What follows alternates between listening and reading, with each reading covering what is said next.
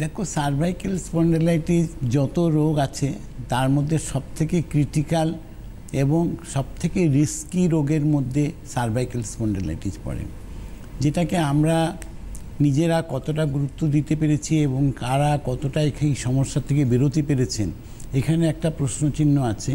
বহু মানুষ সার্ভাইকেলের জন্য অপারেশন পর্যন্ত করেছেন, কিন্তু আদৌ কি সুস্থ হতে পেরেছেন, সেখানে একটা প্রশ্নচিহ্ন হয়ে আছে।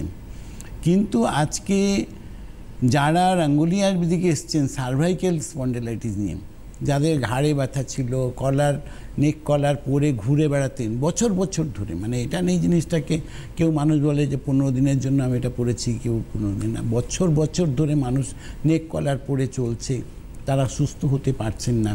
বহু মানুষ আছেন যে বসে থাকলে মাথা ঘোরে, দাঁড়িয়ে থাকলে মাথা ঘোরে, হাঁটাচলা করলে পরে চোখে হঠাৎ দেখেন অন্ধকার হয়ে গেছে, ব্ল্যাক আউট হয়ে যাচ্ছে।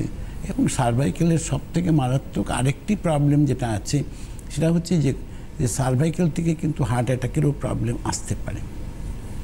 আজকে এই যে সমস্যা আছে, আজকে রাঙ্গুলি আয়ুর্বেদিকে যারা সার্ভাইকেল নিয়ে এসছেন, আমি একটাই সিম্পল বলবো যে তারা আজকে প্রত্যেকে ভালো আছেন। আজকে যারা নেক কলার পরে যারা ঘুরতেন তাদের নেক কলার ডে 1 থেকে প্রয়োজন হয়নি। যারা মাথা ঘুরতো, বসে থাকলে দাঁড়িয়ে থাকলে, আজকে তারা দিব্যি ঘুরে বেড়াচ্ছেন, কোনো প্রবলেমস আশা করছি হয়নি।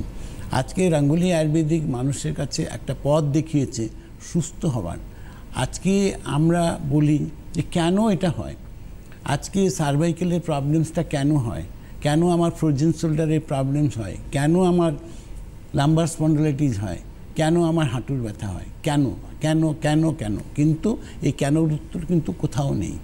রাঙ্গুলি আয়ুর্বেদিক কেনর উত্তর দিয়েছে বলে কিন্তু আজকে মানুষ সুস্থ হতে পেরেছেন, এইটাই সবথেকে বড় কথা।